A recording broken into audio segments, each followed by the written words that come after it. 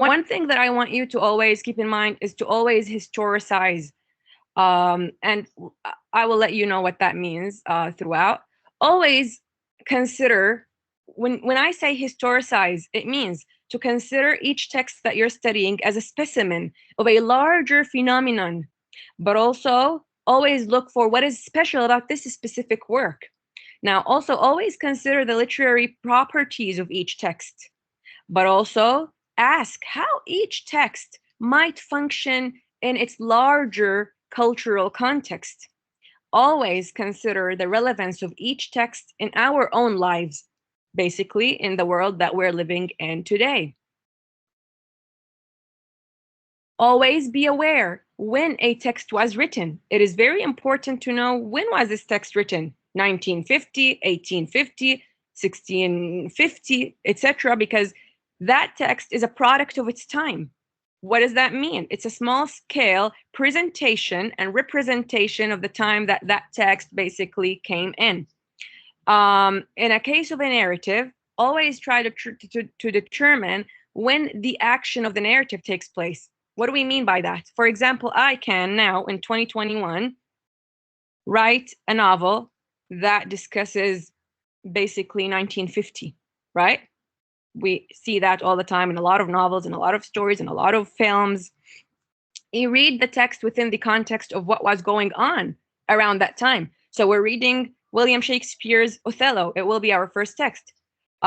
What makes that text more interesting for our purposes as students of literature and scholars, we're not reading it for fun. We're not reading it because Othello is in love and his wife cheated on him and all that drama. Oh, okay, that's interesting, but we're reading it for something that is way deeper, all right, than a simple plot that is there. So we keep all of these in mind. When did the narrative take place? What was happening around that time? What was the culture of the time? What was the political context of the time? What was the religious consensus of the time, etc., etc. Now, what's more important is to ask how the text is affected by the larger process of history that was happening around that time. How does it shape the society of the time? And how does this specific text participate in the process of history and also what was happening around the time? Now, let's look at a historical background to Othello and the Renaissance. Does anybody here know what the word Renaissance means? Renaissance. When we're talking about Western culture and history, what do we mean by the word Renaissance? It's a revival of something, right? The word Renaissance means to revive something. Hiba, go ahead. It means rebirth. Good. Yes. Something that is coming back. So it's a rebirth. It's not a birth, not birthing something new, anew. You are basically trying to revive and bring back something that was already there. What was it? Does anybody know? Now we're looking at the Renaissance in Western Europe, circa 15th century, late 14th century. Muna, you had your hand raised. I don't know if that was by mistake. The revival of art and literature. Of what? Yes, art and literature and cultural enterprises. Of whom? Who are we reviving? Whose culture? Whose history? Whose amazing work are we trying to revive here?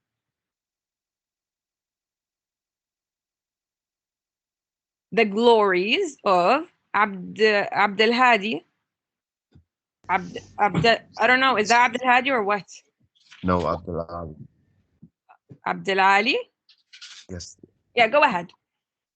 The culture of the Greeks. Good job. The culture of the Greeks and Rome. So, Antiquity. Good. So basically now we're going to look actually at that. One moment. The Middle Ages in Europe. What happened during those Middle Ages? Now, I can just give you, like, before we even move into this historical backdrop, I just want to say that now when that history was written, it wasn't during the Renaissance. This is something that you need to be aware of, you guys. Now, this history was written in the 19th century, by the way, and even in the 18th century by Edward Gibbon, according to your book, The Decline and Fall of the Roman Empire. It was published in 6 volumes between 1776 and 1789. So Edward Gibbons, who actually happens to be from the bourgeois class, wrote The Decline and Fall of the Roman Empire, trying to make sense of the historical things that were happening beginning of the Renaissance or even before that.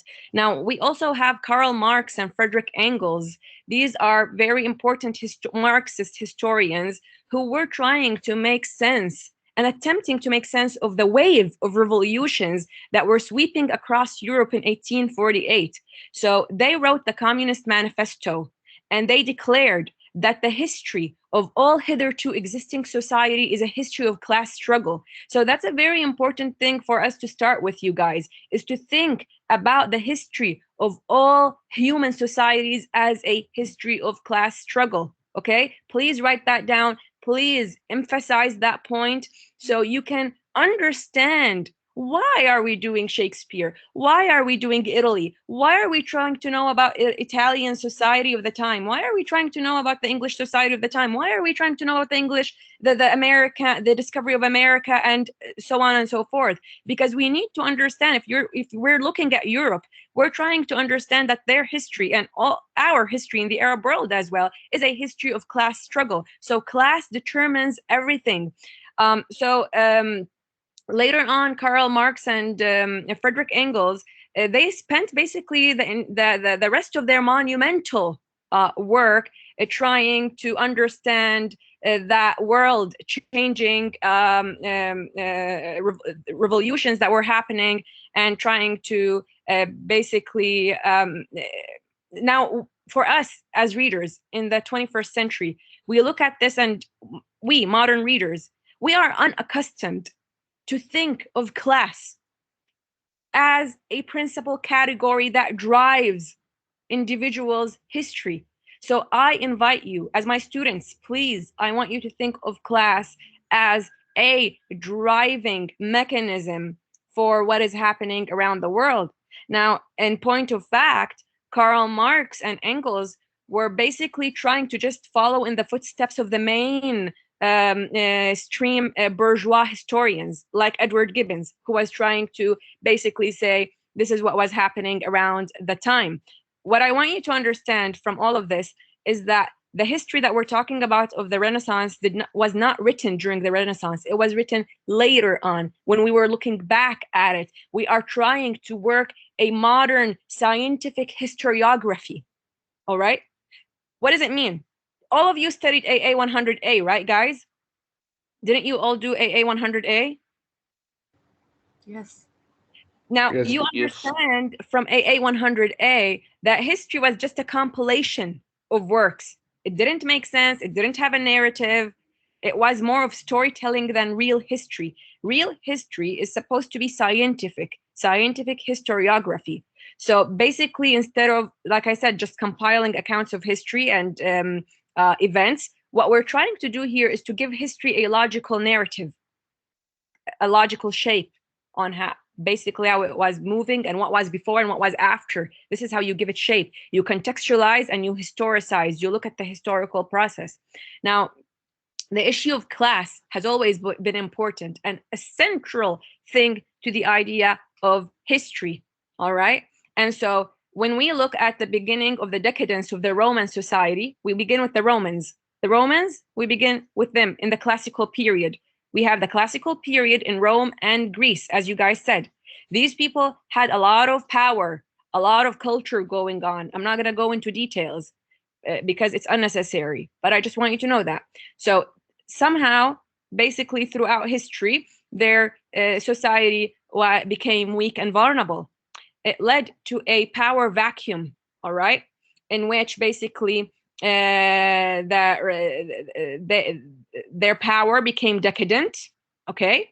And the aristocracy here saw that window, and basically they assumed the political and economic power. And so at that time, the aristocracy became the ruling class all over Europe. The Catholic Church also, basically by that time, started to gain more prominence and more power, and they allied themselves. So the Catholic Church became allies with the aristocracy. So they together became the major intellectual and ideological force in all of Europe. So please keep that in mind. So this is what I said here. For about 1,000 years, European society was dominated by the Catholic Church and a hereditary aristocracy. Can someone tell me what does hereditary mean? متوارث, موروث. Okay? It's inherently that way. You are born into your status. If your mom, your dad, your grandfather, your grandparents are aristocratic people, then you are basically it's a default thing that you're also automatically going to have that title. So that society was very conservative. It started to lag, okay, and they had stagnation. So they were nothing like the Greek and Romans that were before them, and that's why the Middle Ages is called throughout Europe. Now we know when we say the Dark Ages, what do we mean? AKA Middle Ages in Europe, right? Where the society was stagnant. The economy of the time, you guys, was the feudal in nature. Okay, what do we mean by feudal? Feudal system. What is a feudal system? It's a system where people, aristocratic. Yes, Abdel Ali, go ahead. It's based on land owning and farming. Good, yes. So basically you have the aristocracy who own all of these lands, these estates, actually, they used to call them estates, and the poor people who are basically the peasants. You have two classes. I mean, it wasn't even complex. The society structure wasn't complex. You have aristocracy, you have peasants. These peasants worked for them in the estate. They spent the majority of their lives in one single estate. They weren't bought, they weren't owned per se, like they were in Russia. So we have the serfs in Russia, where you would buy the serfs, the people with the land. In England, it wasn't so. However, I mean, if you are born in a single estate, why would you ever leave it? Because people did not have an imagination that things can be different and that you can propel yourself to move forward and do different things. And so you would basically spend your entire life on that estate. People could not read and write, really. The education levels were really low. When it comes to trade and when it comes to goods, things were just made by local craftsmen. And basically trade was almost non-existent, really minimal. People in the Middle Ages in Europe had a suspicion about commerce and money. It was considered haram, forbidden. The making of money is something that is denigrated. Why? Because you should be looking for your prize, your award in the afterlife. This is how people are generally, the masses are controlled by religion. You use religion to scare people off of being successful and doing whatever it is that they want to do in this life. So basically, this is how the Catholic Church ensured that they had full, please mute your mic. This is how the Catholic Church ensured that they have full domination over these people, and how the aristocracy remained the people also in power because they were allied with them. So like I said, merchants were considered the downtrodden. Merchants were considered evil, disgusting people. And Shakespeare even has a play called The Merchant of Venice, where it shows that it features this Jewish trader who was considered like, greedy and has every stereotype that basically would be attached to Jewish people around that time. New energies, of course, start to kick into gear in the 14th century in Italy. So Where did the new energies begin? The new changes in the society, they began in Italy, specifically in Florence, okay? Dante was one of the very first people to change the course of events in terms of culture and writing. Dante wrote the Divine Comedy in 1320, and that took literature to a whole new modern direction. He wrote the Divine Comedy in Italian rather than Latin, and so Italian was the vernacular of the time, and people could understand Italian. And so, why would I write a text where people cannot even understand? If people cannot understand, then people are basically not connected to what you're doing. If people can understand, then people are engaged in that dialogue, right, guys?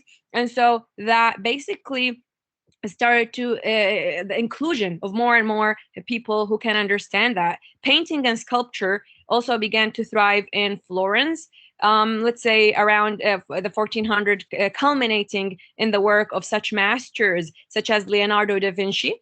You all know who that is, and Michelangelo. Here is the Mona Lisa, one of the most important paintings, 1503, 1517. One important date. So, guys, let's just say that there are many things that converge together in terms of changing the course of events of history, in terms of class, in terms of economy, in terms of just like a whole shift into modernity, the Renaissance, and then modernity, of course. All of these things converge together to change the shape of history. So please be aware of these dates. These key dates are very important. We said things started to shift in Florence. Then another key important date is 1439, where Johannes Gutenberg invented the printing press. The printing press basically means more modernity, more people who can read and write, and more disseminating the bourgeois perspective of how history was unfolding, because the printing press was very important in order to in making the new world order, okay, that was changing. We are shifting from what, you guys, we said we have the classical period that was controlled by the Roman and the Romans and the Greeks. Then we have the Middle Ages, where the aristocracy, a feudal system that controlled every single thing in life. Then after that, we have a growing class here. Who is the growing class that's trying to basically have more power? They still don't have power by then, but they are trying. We have a class that's growing out of merchants and just people who were traders. They were really nothing, okay? But little by little, they became ultimately the real ruling class of Europe by the 19th century. A lot of people call them the middle class people, but that designation is not completely accurate, because middle class, it means that the aristocracy are still above you. But by the 19th century, the dominant class in Europe was the bourgeoisie. So I prefer that you call them the bourgeoisie and not the middle class. All right. So the printing press was very important in disseminating their worldview. Another key date, 1492, is Columbus, when he sailed to America. The discovery of America basically changed the course of history throughout this entire world. The discovery of America brought all these riches, all these gold, the cotton, and all of the enterprise, the agriculture enterprise, into this world, and a lot of money was pouring back in Europe. A lot of money. We have a lot of money pouring back in Europe. We have the bourgeoisie, who are basically going, some of them going there in person. Some of them are bankers that stayed back in Europe to try to come up with systems to manage the money, to manage all the capital that was kicking back into Europe. Of course, the bourgeoisie, when they discovered America, we know that America had people, right? So it had the indigenous people, that they had mass extermination of 10 of millions of Native Americans that they killed. And also they, in the most brutal event of all of history, They brought all these slaves from Africa under shockingly traumatic circumstances, and that's how the agriculture enterprise was made successful in America, and all the gold and all the capital was going back and flooding back, basically pouring into Europe. In 1517, Martin Luther, and this is not Martin Luther King, please, challenges the Catholic Church. What did we say about the Catholic Church? Okay, you guys, we just said that we have money pouring back in Europe, but we have a system, a religious system, that says the making of money is haram. The making of money is forbidden. So what do we do? What do we do? What's going to happen? What happens with Catholicism here? Is Catholicism under threat? Yeah. Yep, it is under threat, because basically Catholicism tells you that you're not supposed to make money. And suddenly all this money is coming back, and it's not even owned by the aristocracy. We have a whole new class that is participating in basically making all of that money.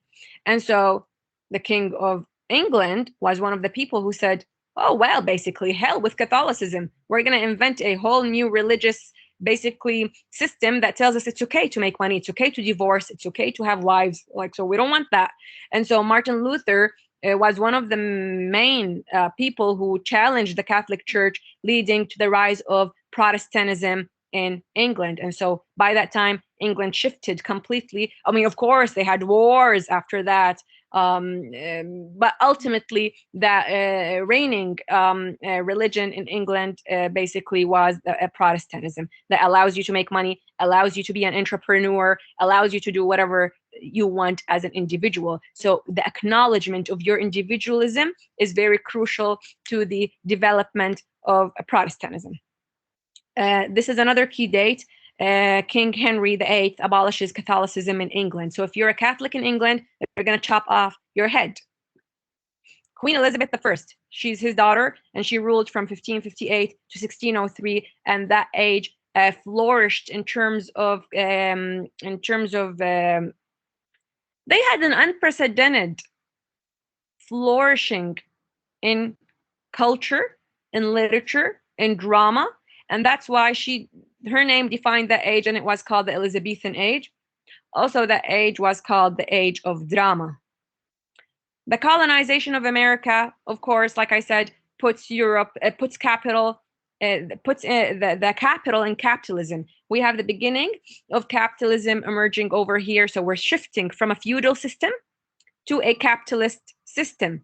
You cannot deal with all that money having that old system.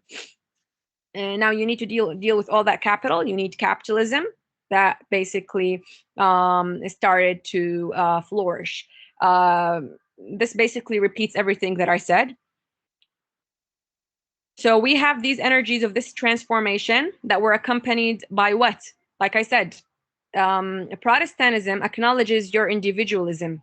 Prior to that, people did not even know what it means to be an individual. People were thought of as group of people, all right? You belong to this family, you're part of this family. You should not think of yourself as an individual who has their own mind, their own ways of wanting to live life, of wanting to do things. No. You are thought of as a person, part of a group, all right? Now, with that beginning of transformation, things started to change. So the beginning of this transformation came to be, of course, as what? The Renaissance. So now I gave you guys the story of the Renaissance and everything here about the rebirth of Renaissance and how they decided to name it the Renaissance in the 19th century, something that I already said. So let's move forward. Shakespeare. Shakespeare was considered the icon of the British Empire. However, he wasn't the icon during his lifetime, by the way. Again, the same. The historians in the 19th century were looking back at 15th century, 14th century, 15th, 16th century, and they decided to write a logical narrative. They decided then to pick Shakespeare to be an important figure. And the bourgeois, by the way, the bourgeois historians, like Edward Gibbons, and the people who were before him, when they were imagining the Renaissance, they decided to ignore all their atrocities that they did. They didn't focus on how they made the money. They're not going to write, oh, I made the money by killing off all the Native Americans, by enslaving all these people and bringing them from Africa under shocking circumstances. No, they're not going to do that. So they just decided to ignore all about that and only focus on what the innovations in terms of culture, in terms of literature, in terms of sculpture, in terms of architecture, etc., etc.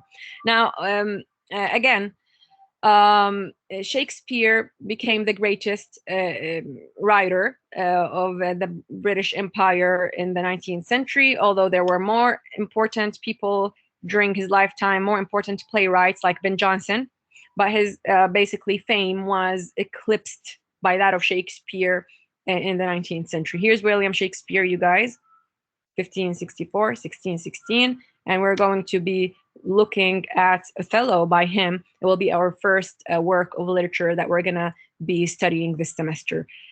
Again, the Renaissance culture in England was dominated by drama. So drama was the most important literary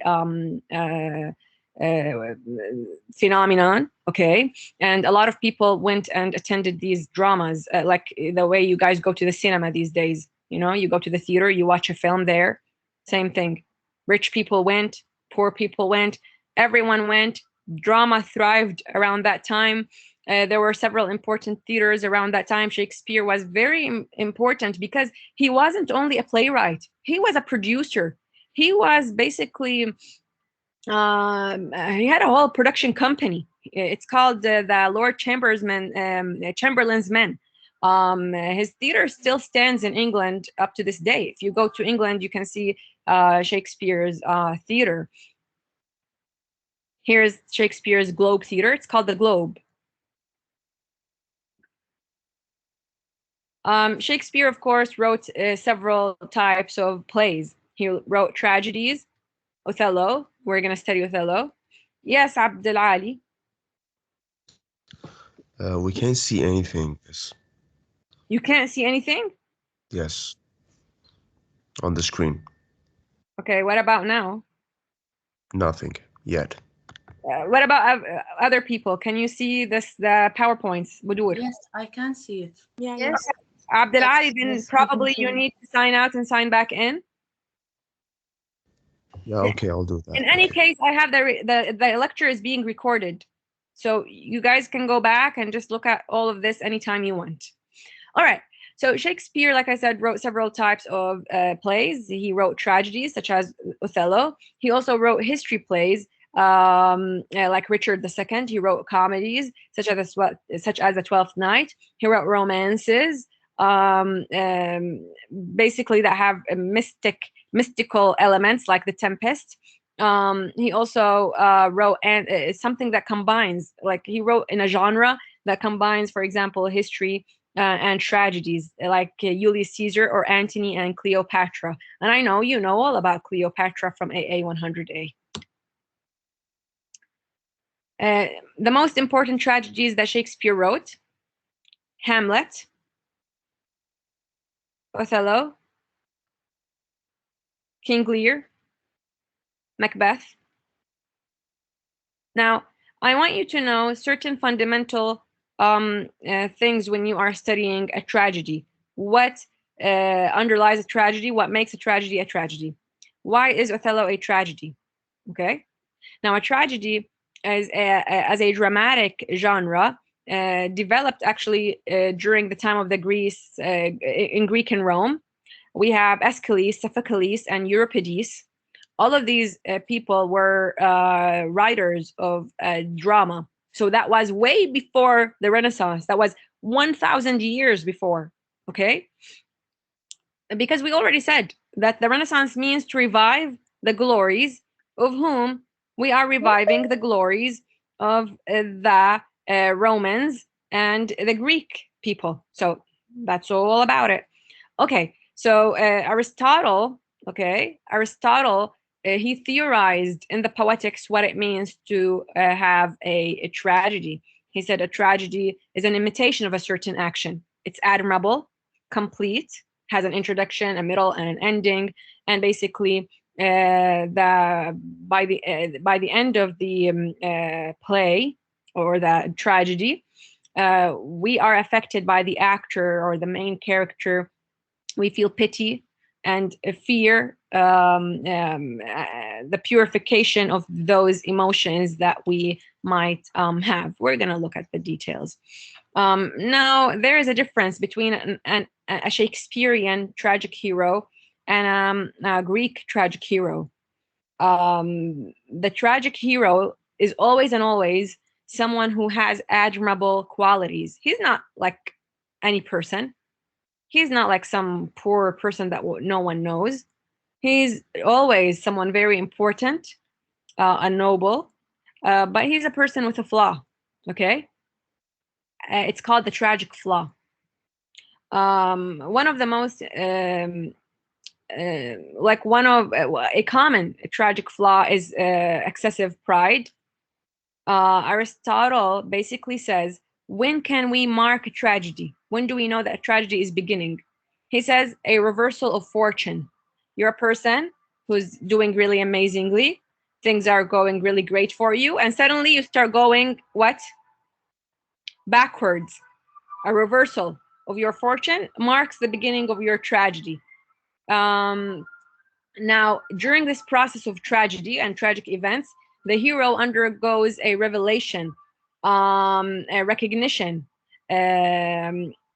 This gives him more insight into the world, to humanity.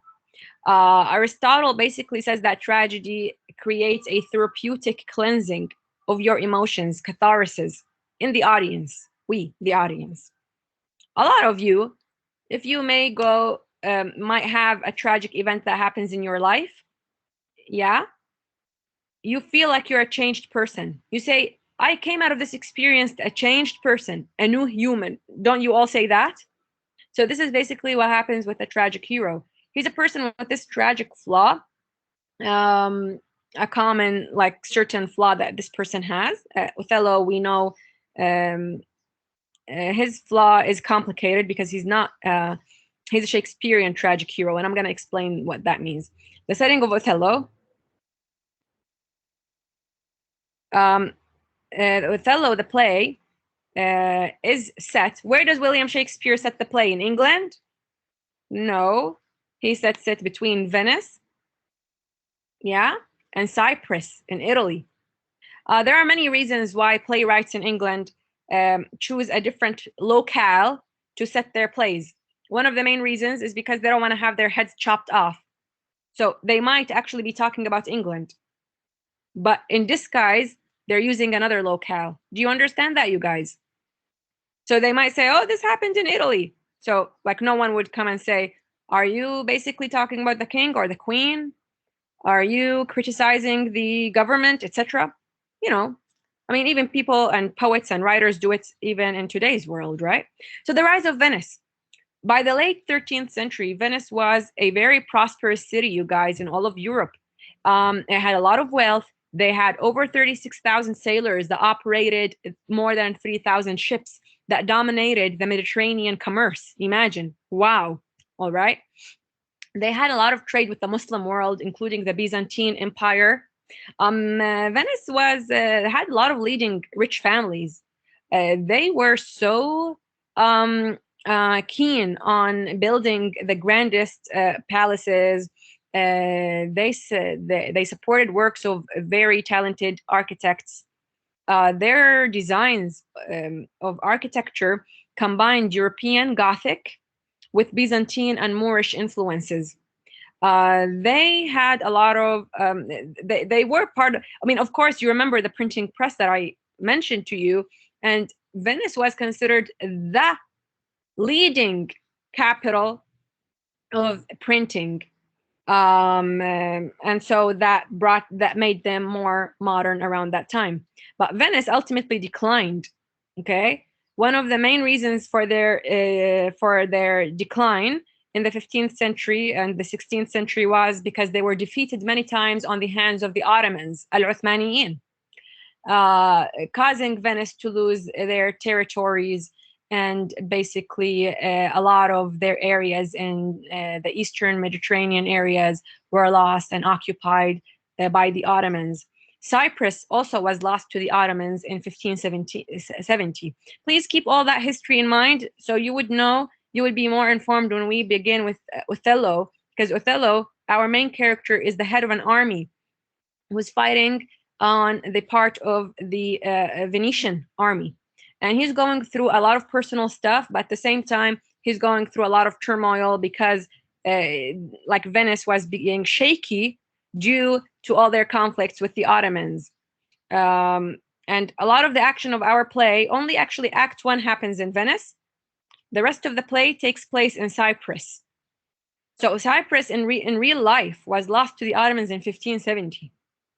Now, Venice did not participate in the travel to America or the colonization of the Americas because their ships were not basically designed to do transoceanic travel. So they only traveled around the Mediterranean.